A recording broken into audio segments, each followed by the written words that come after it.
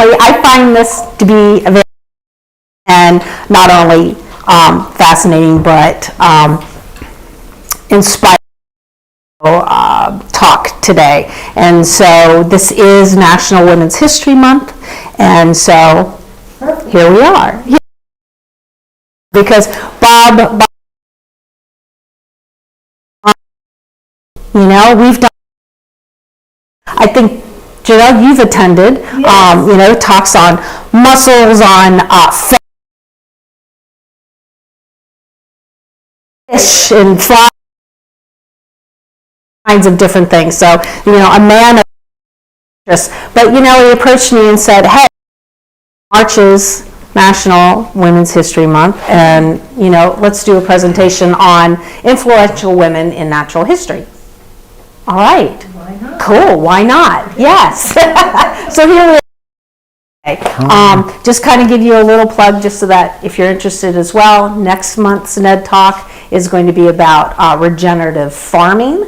And we're going to have Katie and Justin Graham here with us to talk about, yes, their practices and such out at Zanzenberg Farm. So that'll be the third Tuesday in April, whatever date that is. Same time, same place, same back channel. So are you ready? I'm ready. All right. So Bob is with us today, and he's going to regale us with all kinds of wonderful information. Thank about you. Some women you don't know.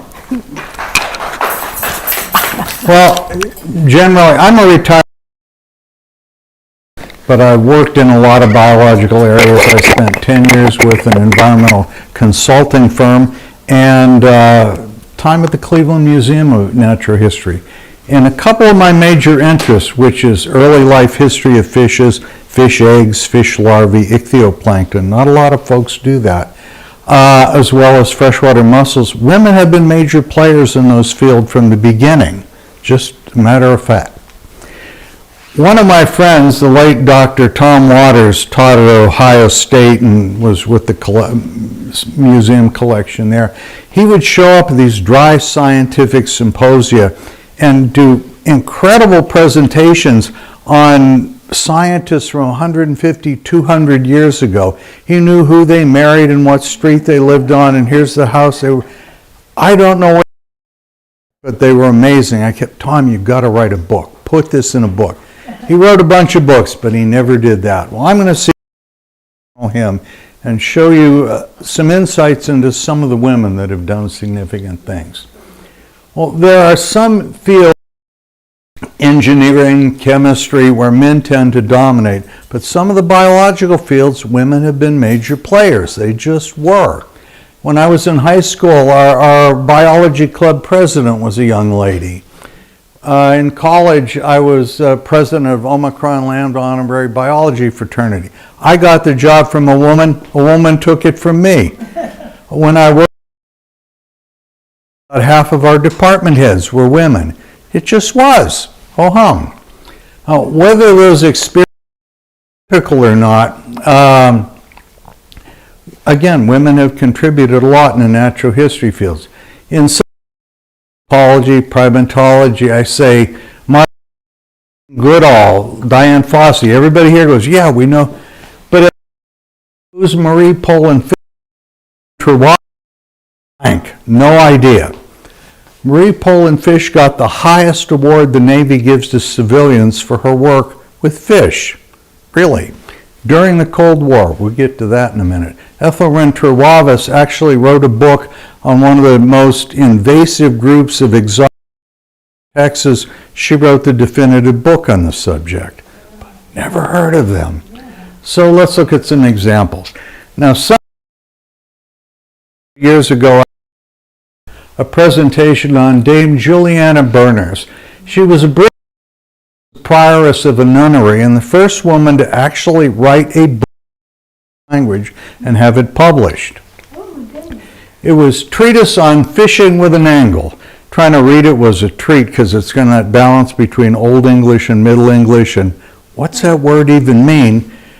And she included in that book a lot of biological information on fishes as well as information on fly fishing. Just a couple quick slides. Again, we've done this before. She wrote, there was only one kind of trout in Europe, so boom, trout was it. We call them brown trout. The trout for you is a right and a fervent biter. He's on clean gravel ground and in a stream. Right away, we know a whole lot about its ecology right then and there.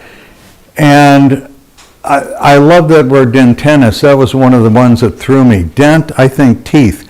No, in Middle English, it means it was delicious.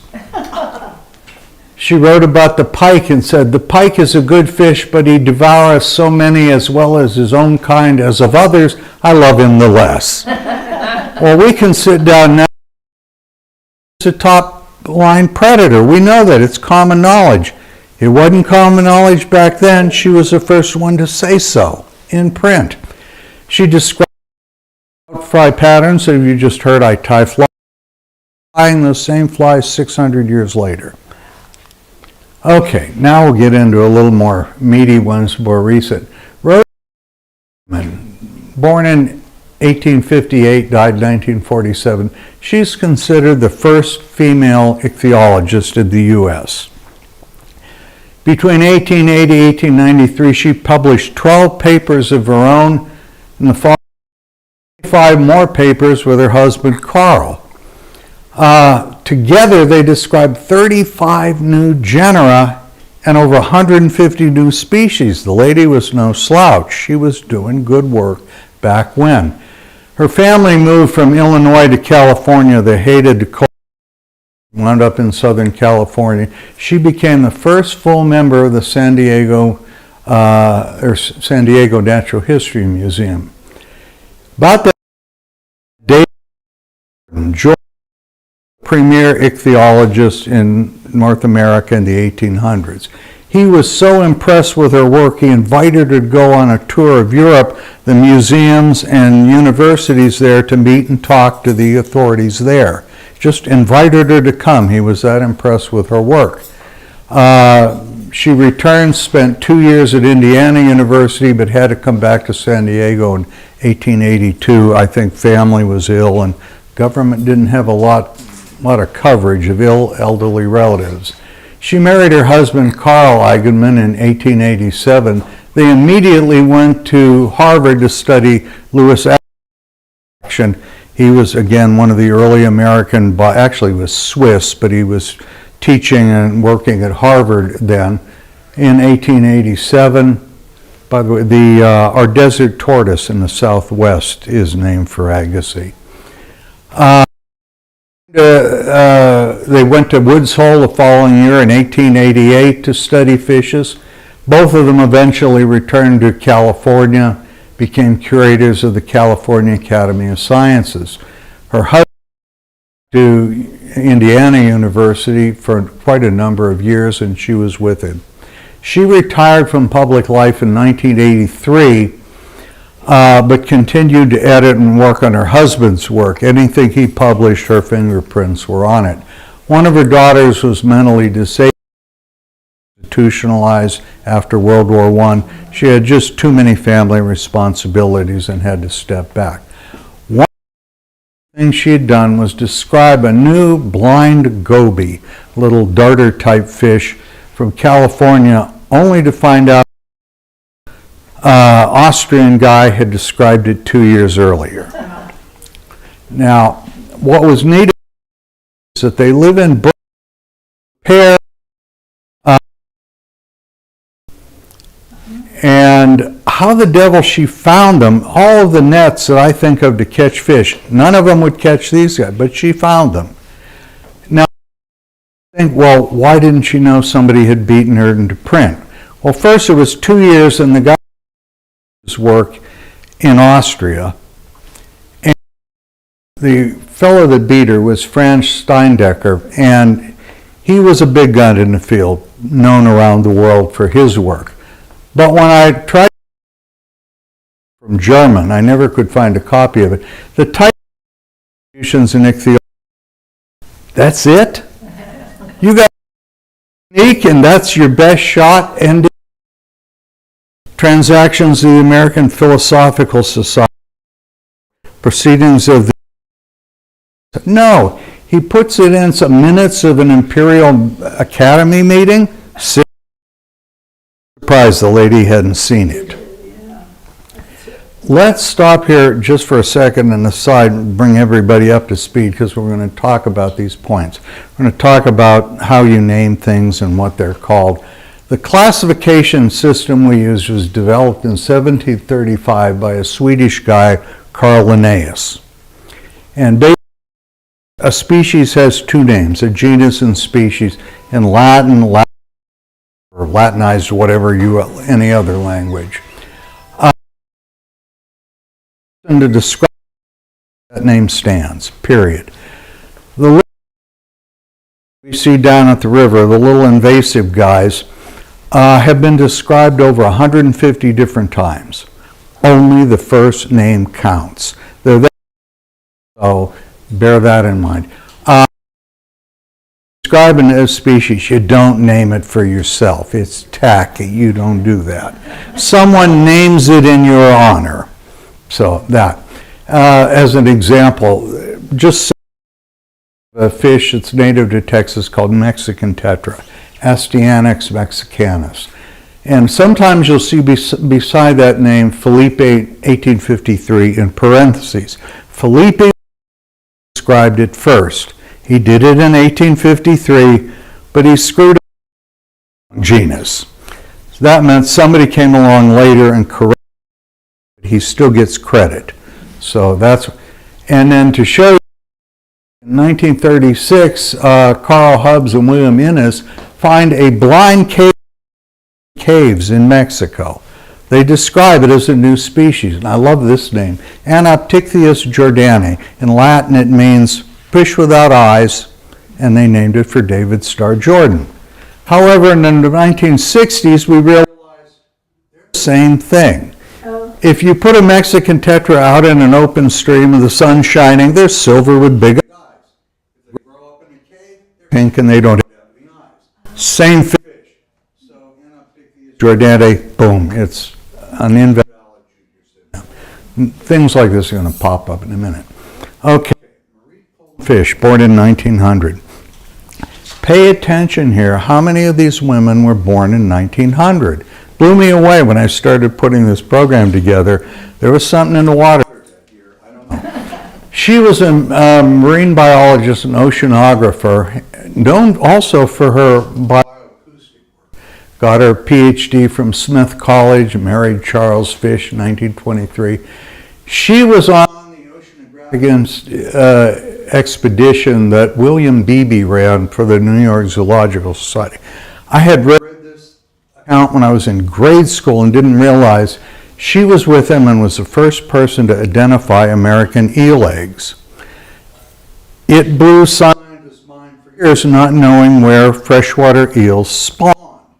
Finally, a Danish guy did plankton samples all over the North Atlantic, and by finding smaller and smaller larvae, he got it figured out that they're spawning in the Sargasso Sea northeast of Cuba. But he never got eggs, he never got yolk sac larvae. She was the first one to finally find those. This is it, this is where they spawn.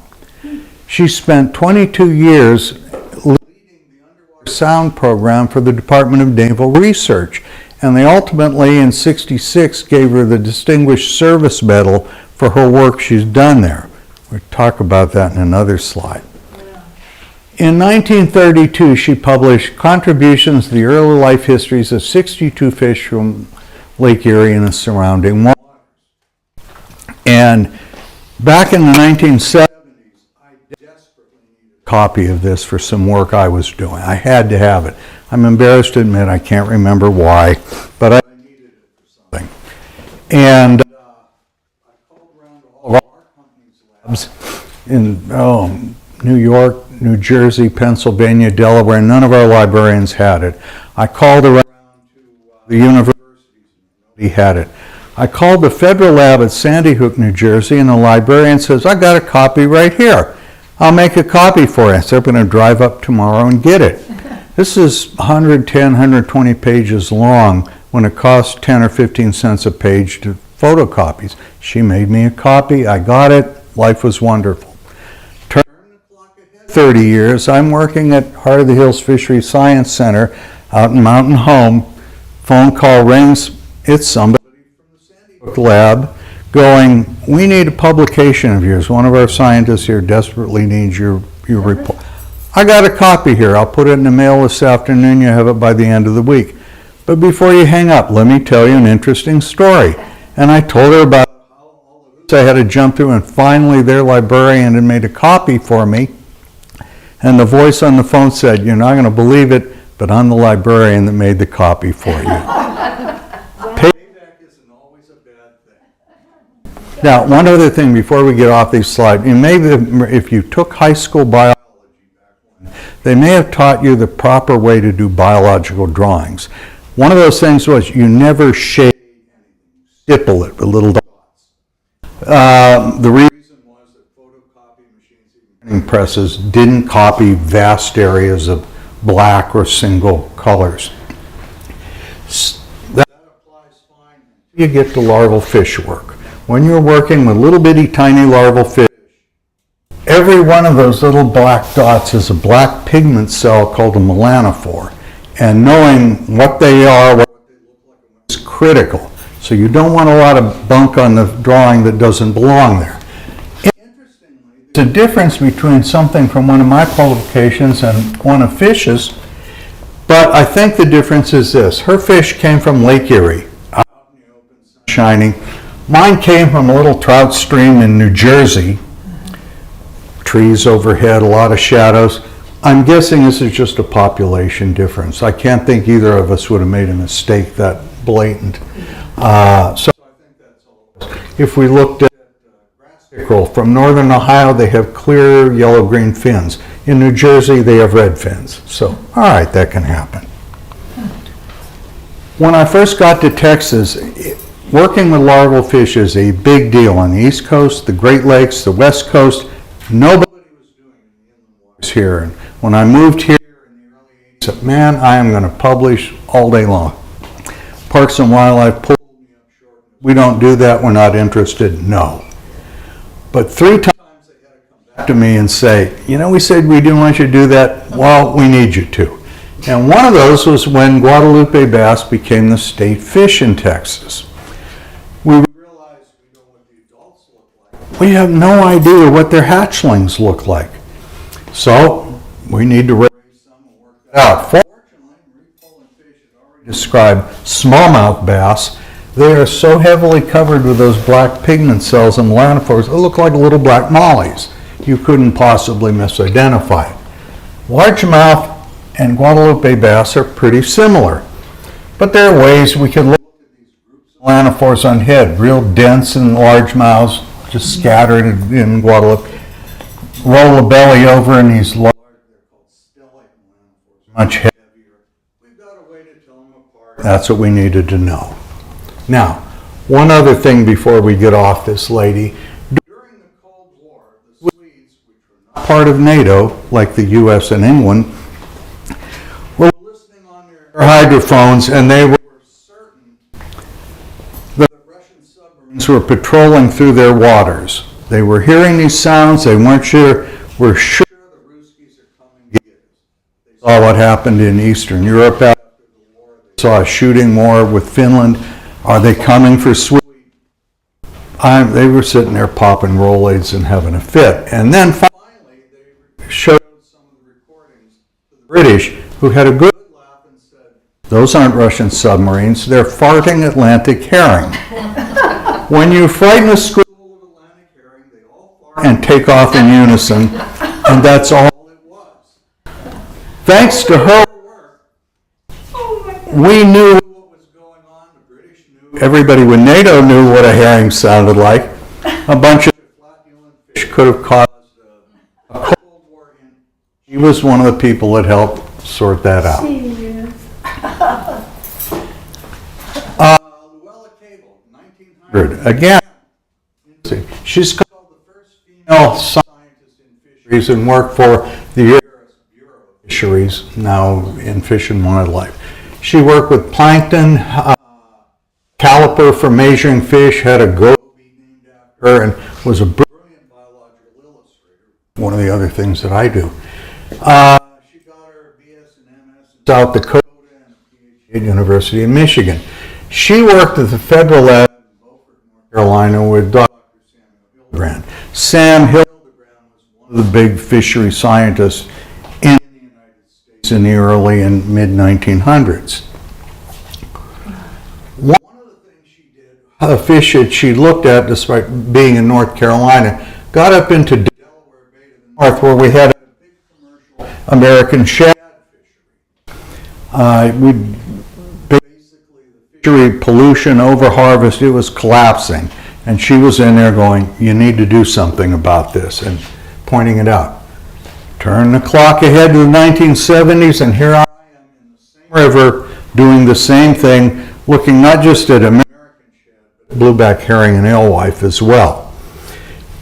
What we had was the state biologists there on the left were way upstream working on the spawning grounds, and generally we were further downriver where the eggs and larval stages were flowing down, and in particular we were concerned about how many of them are out there in the river and how many of them are being sucked into power plants like nuclear plants and fossil fuel plants, and how many live, how many die. The photograph in the middle is one of the devices we used at one of those nuclear plants for capturing these larval fish and fish eggs and identifying them. Cable's work helped us to identify these fish. You know, again, we know what the adults look like, but when you've got one that's 3 millimeters long and crystal clear, do you know what it is? Well, her books were one of the things we used to make those identifications. And actually, these are some of her drawings. An interesting thing about, when flounder hatch from the eggs, they have eyes on each side of the head. As they grow, one eye migrates up over and winds up on the other side, and they swim on their side.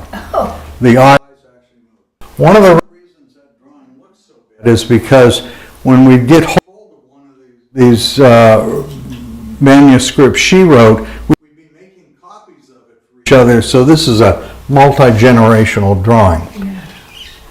Because a lot of work, either my company or competitors were working at literally every electric generating station in the middle Atlantic states, we needed good identification books.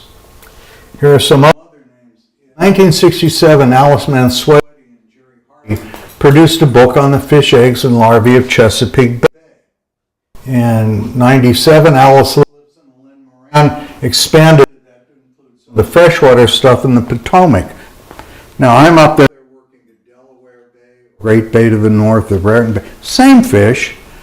This book was so valuable and so heavily used, literally the binding fell apart and I had to put it in a 3-ring notebook. Without the work that these women had done, we'd have been in trouble. And this is when the Clean Water Act had passed, and the companies were responding to the requirements there. One of the things Cable did, and it applied to some of the work I did here too, is kind of neat. Fish in their scales lay down rings each year, like rings in a cross section of a tree trunk. You can count them to age the fish. But what the validity of your counts. Okay, you counted so many rings, but is that really 7 years or not? And one of the things about scales is they're on the exterior. A scale can get knocked off and grow back. In case the number of rings on it, the number of annular marks will be wrong. Say we had a 10-year-old fish that weighed 10 pounds, but when it was 5, it lost the scale. The scale grew back. Well, it's only got 5 marks. If you assume that fish is 5-year-old, he's a giant for just 5. Her study, her doctoral work, stressed validating, proving that your estimates are correct. The scale on the left is a regenerated one. You see no rings inside at all. It grew back at some earlier point. One of the studies I did out here, we started back in the 1980s, spawned one group of bass, a pair of them. We took 400 of the largest brothers and sisters, 400 of the smallest. Followed them for the next 17 years. We put, oh, that's right.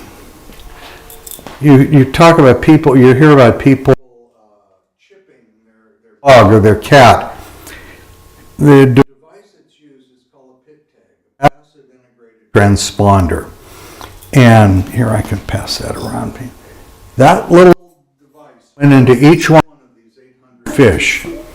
And every year, we weighed and measured every fish.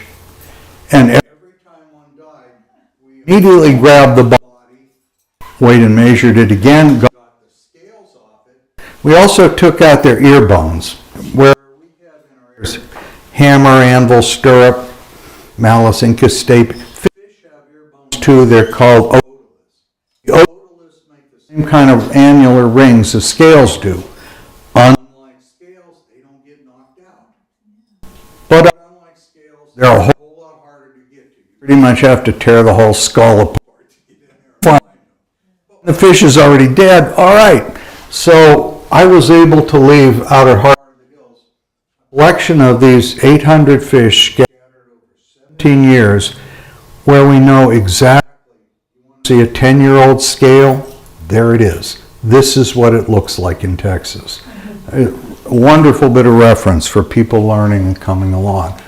I'm sure Cable would have loved it. Another lady. 1900 again. Ethelyn Truavis, bachelor's degree from Reading University in England, was awarded a Doctor of Science in '86. She started working for the British Museum of Natural History in 1935 as an assistant curator, really. She ultimately spent nearly 50 years there as a senior scientist in the fish section. A lot of her work focused on cichlid fishes, which are little bass-like fishes from South America and Africa mostly. We have one in Texas, as well as drums, croaker, sea trout, that sort of thing. She's had at least 21 species named after her. This is phenomenal. When I saw that number, I thought there's another fishery biologist from this country who paid for a lot of expeditions to the tropics looking for tropical fish. Every time they'd find a new one, they'd name it. He only had 16 named after him. I've only had one named after me. So 21, that's pretty phenomenal. Yeah. One of the things, this is one that was named after Alonocara ethelwini. Notice the spots. This is a mature male, those yellow spots on the anal fin. One of the ways these fish reproduce, they're female mouth brooders. The males dig a hole, females lay eggs in the cavity, then turn around to pick them up. As they're picking up, the male slips that anal fin right in amongst the eggs, and she's seeing spots and picking up eggs and biting at the fin. Milt is released and the eggs get fertilized as she picks them up. That's what those spots are all about. Back in 1923, she wrote this definitive book on tilapia. And it was a good thing she did, because one of the reasons Parks and Wildlife brought me was work I did with exotic fish, including things like tilapia. We've got several species that have gotten into the state, Lakestead and San Antonio, that have over 2,000 pounds per acre. You can't put that much biomass in an ecosystem without really messing it up.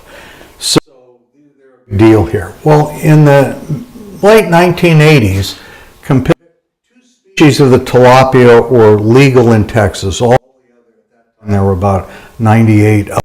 They were all illegal.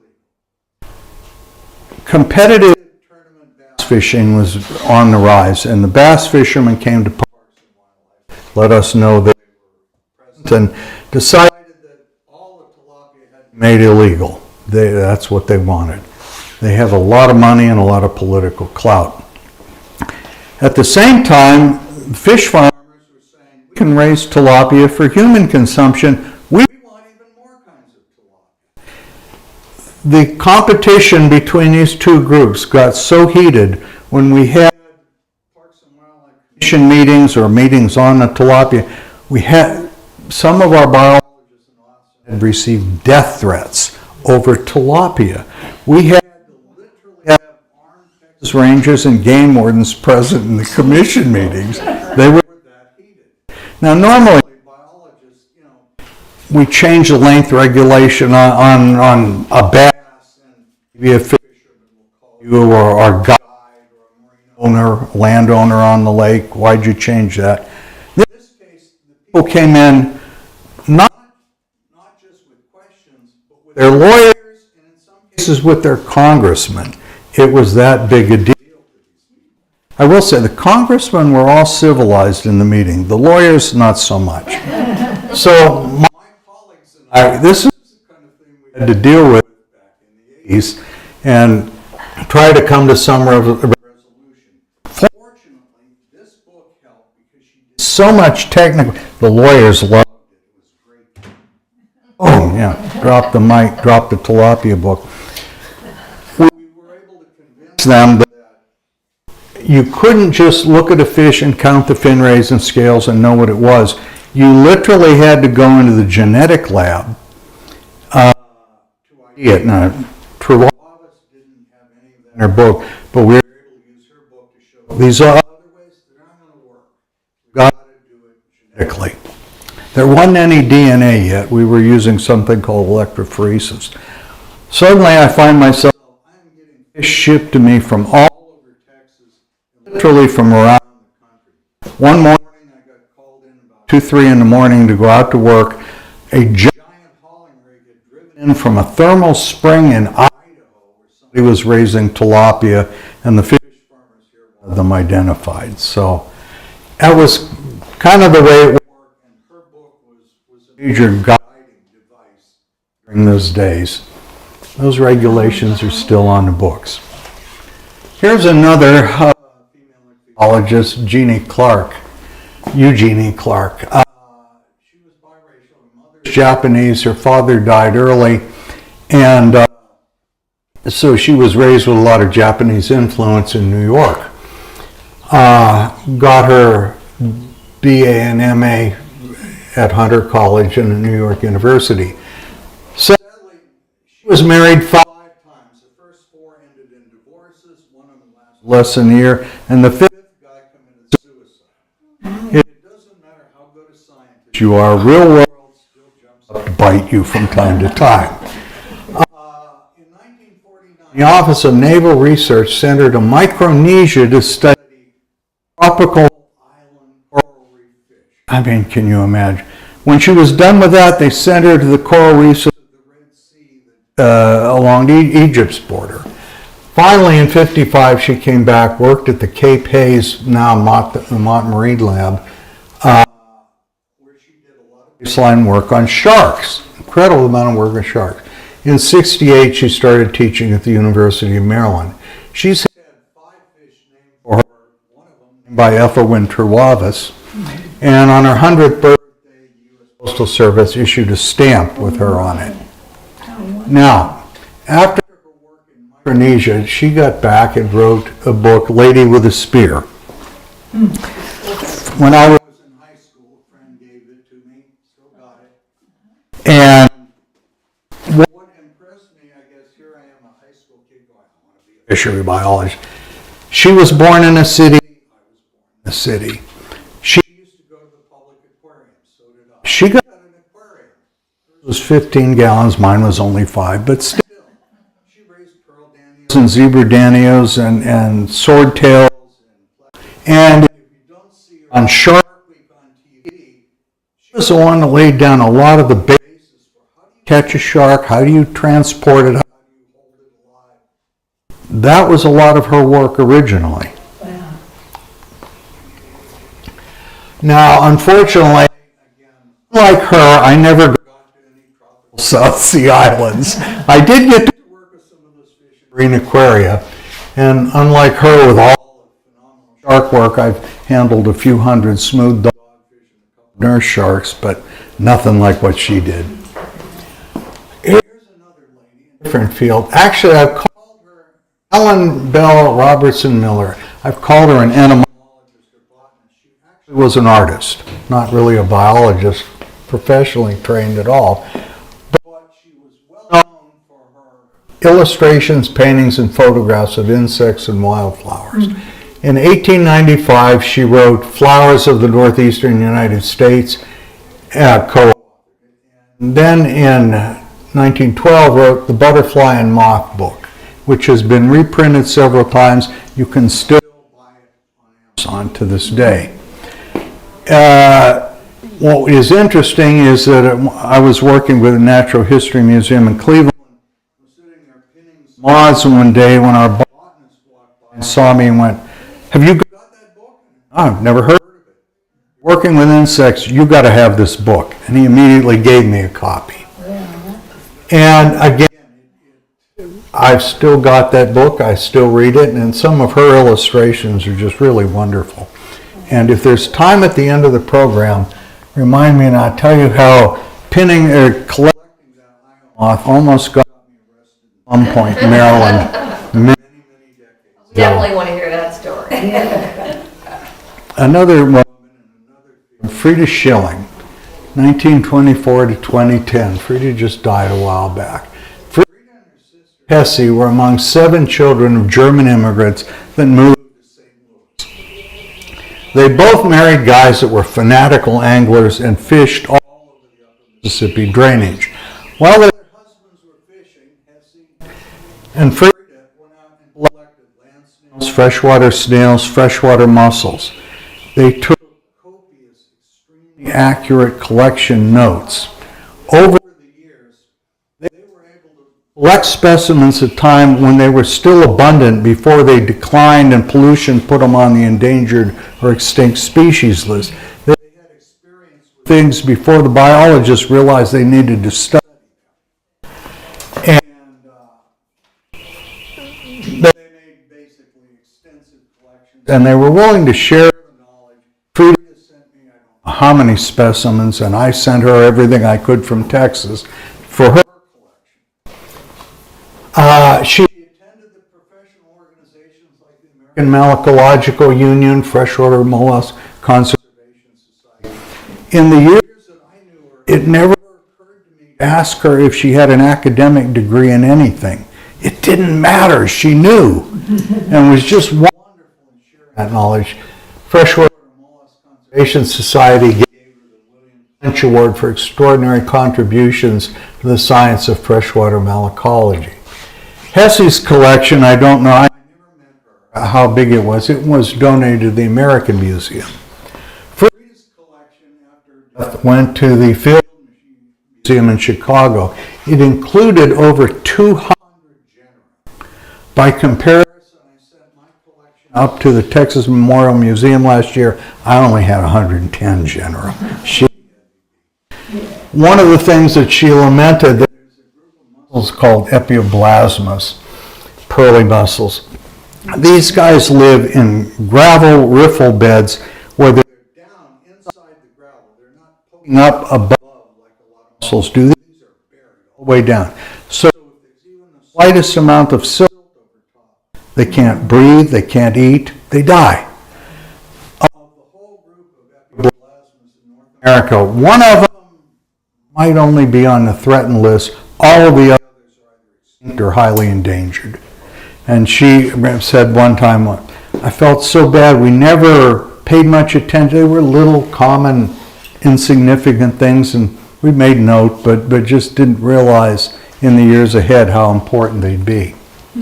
One of the memories I have, some of these mussels deform very badly. You find these twisted, distorted shells with critical pieces you need to identify just aren't there or so distorted you can't tell. And she came into one of the meetings one time. They'll have a mixer and get together before the meeting starts, and was showing the shell to people. And I could point it across the room. She comes over, and she'd been asking, did they know what it was? Well, when she walked up to me, she didn't say, Bob, do you know what it is? She handed it to me and said, what would you do with this? I said, Frida, there's no way we'll know what that is. Throw that on the floor, stomp the fire out of it, and walk away. She laughed so hard I thought she was going to hurt something. It's just funny the memories you have of folks. So. Another person, Mary Cynthia Dickerson, mostly a herpetologist, entomologist, 1866 to 1923. Got her degrees at University of Michigan and University of Chicago. Well, she went to Michigan, got it out of Chicago. She was the first curator of herpetology for the American Museum of Natural History.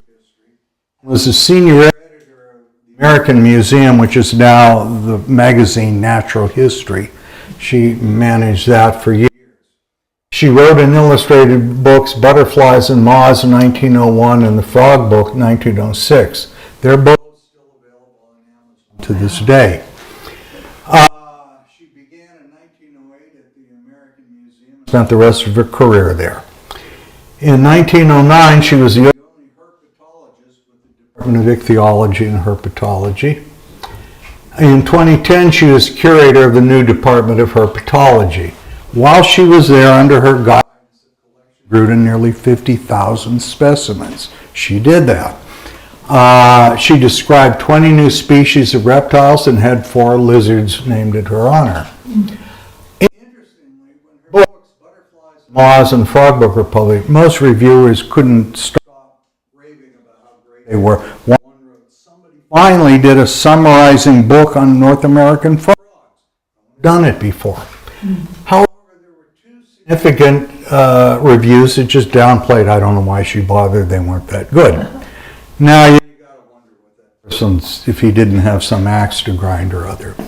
Unfortunately, 1919, 2010, her mental conditions began to decline. She was getting stressed out and having problems. In 1919, she tried to resign as the editor of the magazine, and the director of the museum, Henry Fairfield Osborne, refused to take her resignation. Now, Osborne has been described as a brilliant administrator and at best a third-rate scientist. In fact, he was a big eugenics believer. The same kind of logic that Adolf Hitler followed with superior races and inferior races and so on. In fact, if you're familiar with the Piltdown hoax out of England in 1912,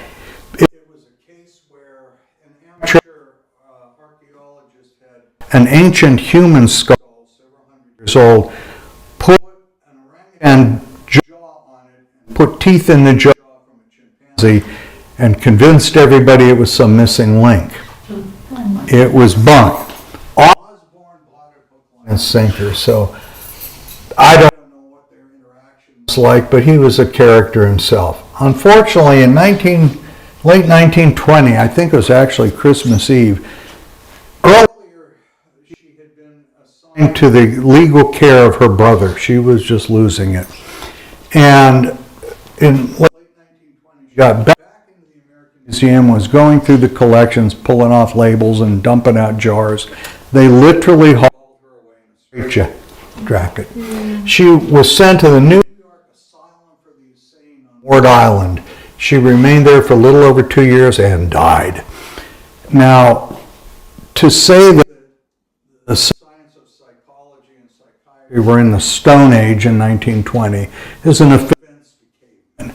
It was little better than being put in prison. I've never seen what her diagnosis was, treatment, cause of death. I've never seen information on that. But clearly the lady had some problems. Again, not a lot of personal stories here, even when I taught herpetology. I work mostly on salamanders and turtles.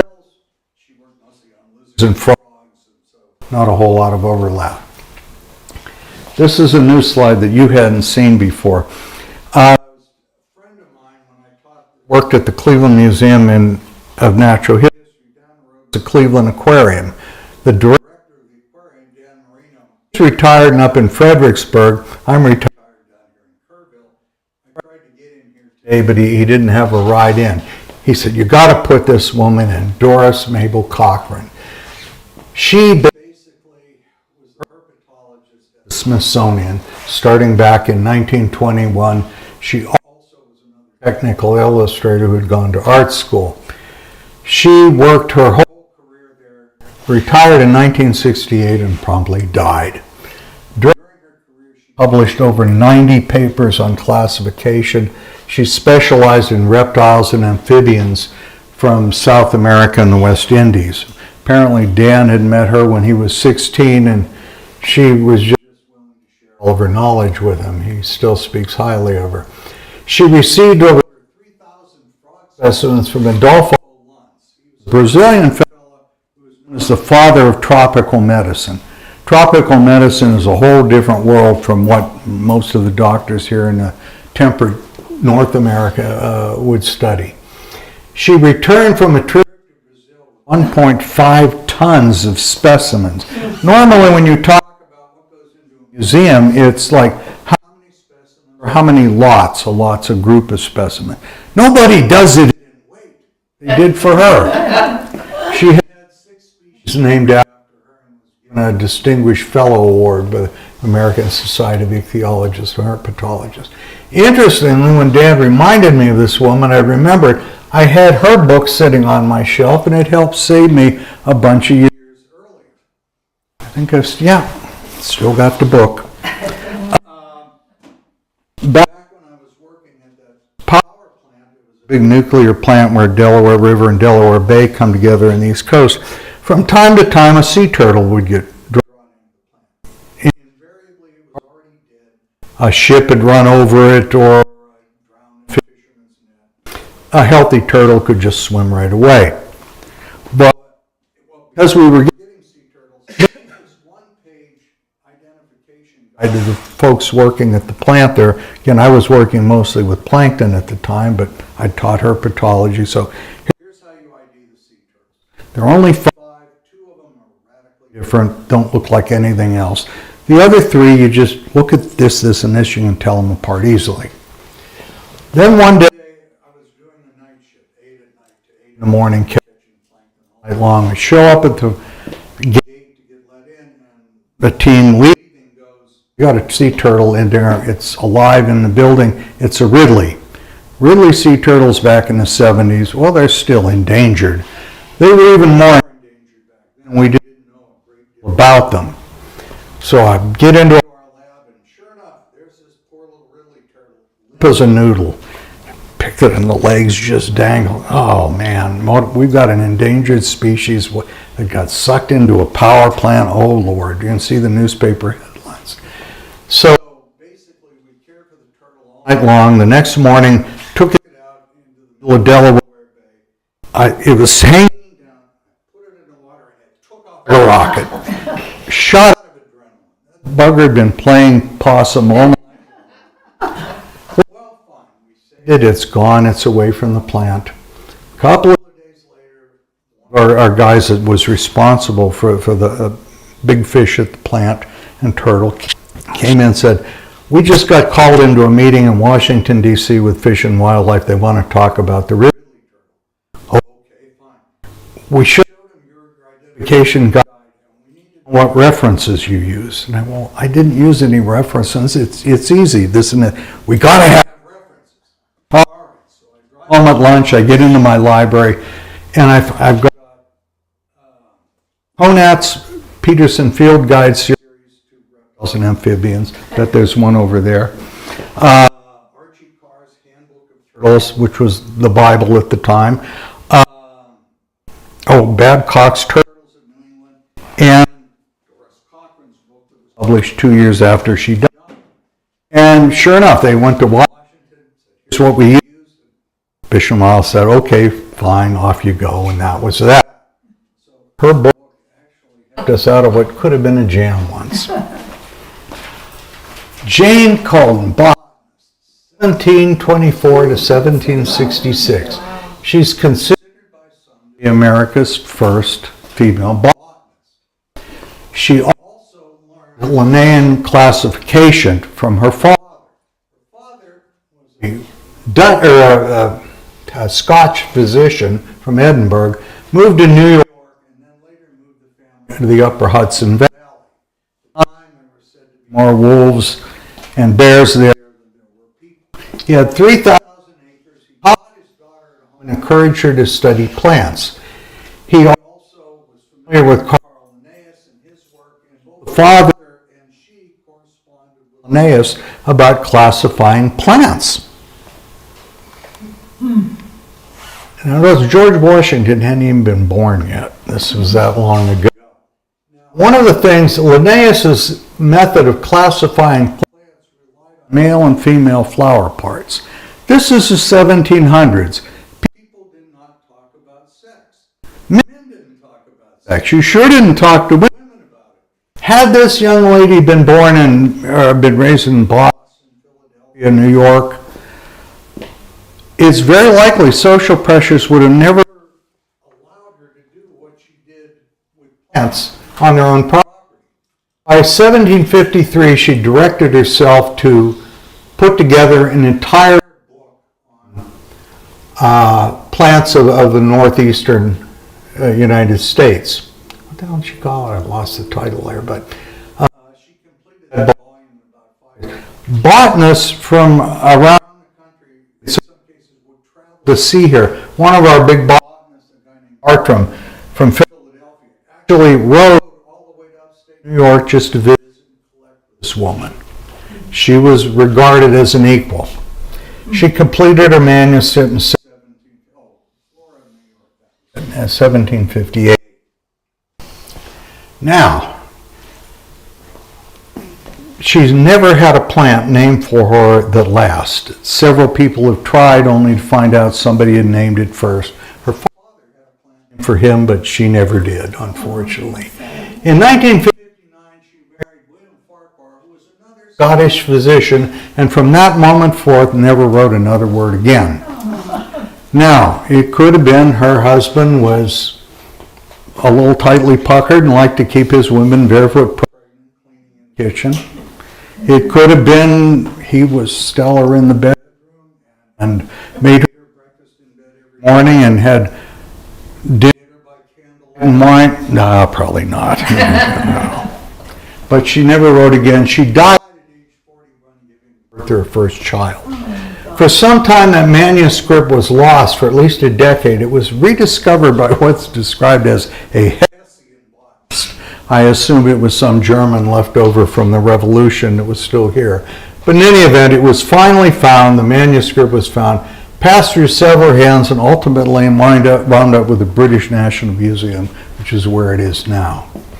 Most Americans were largely unaware of her work the longest time till another female botanist, Elmira Phelps, called her the first female American botanist. In 1957, Orange County actually created a wildflower center in her honor.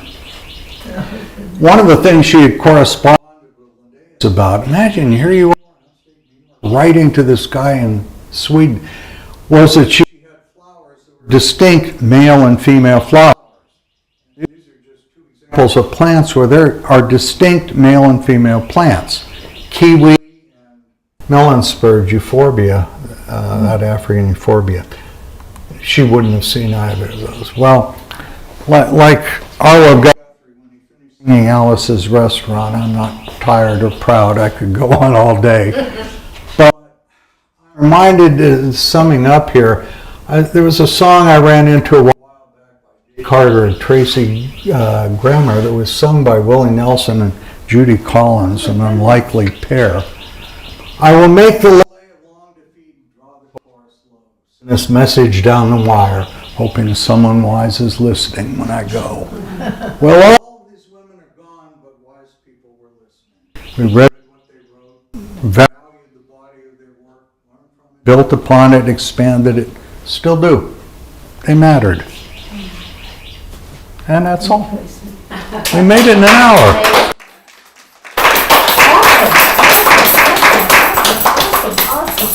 So is it all right to have a guy do a program on women scientists? I think it's fine. I mean, you know, it's just amazing though, because this is just a fraction. Oh, yeah. I mean, you know, when you think about all the women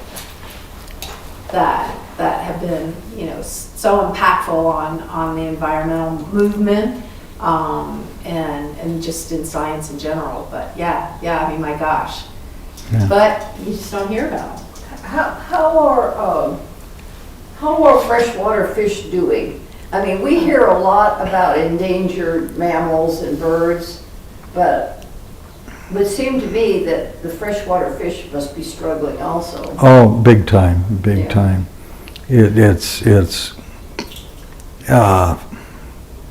Things are getting worse rather than better, really. One of the problems with the Federal Endangered Species Act, the minute you admit that something is legally endangered, first it's important to say something can be biologically or ecologically endangered and not be legally listed as endangered.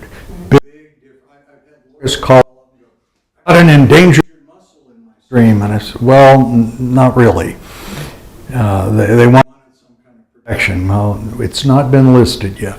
But even once something's listed, one of the things that happens is the federal biologists are required to do X, Y, and Z immediately. You have to study it, determine all these facts about it, and then come up with a recovery plan. So there's a strong resistance to putting things on the list. They don't have the people, the time, the money to do everything the law would require them to do.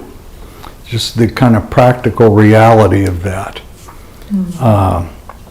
So yeah, fish are in sorry shape.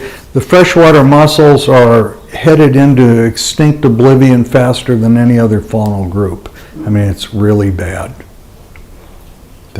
Love to tell you great things, I but no. encountered a guy the other day out on a Flatwater Park with a quite largemouth bass that he just caught, and he was going to measure it, and then he was going to put it back. Pretty big. I still have it. Oh, that picture, yeah. That was a big fish. Yeah. A Yeah, happy man. yeah, big. What's next? What's our next adventure from Bob Howells? What do you need?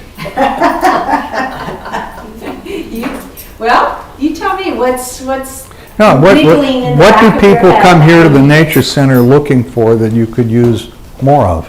Well, you know, things change over time, but what would you say? What are you hearing? It's a lot of sustainability questions, I think. Land management type things. It's a lot of that. You have a lot of new people coming Yeah. in, like, what do I do with this land? And Yeah. they're still in like urban lawn mode. Mm-hmm. I had someone at the plant sale last year, what do y'all put on your lawn? I'm like, lawn? Lawn? I said, yeah, what do I put? I was like, we don't have lawns. I don't know what to tell you. Yeah, but the golf course, they go putt on the Browns. Yes. Yeah. Well, we'll talk. Yeah, think about something. Well, I thank you again Yes, for amazing. your time and your expertise and fascinating information about these. Women did Wonderful some women. significant things that I actually Yeah, used the thing that myself. really struck me is how many of these women managed to go to a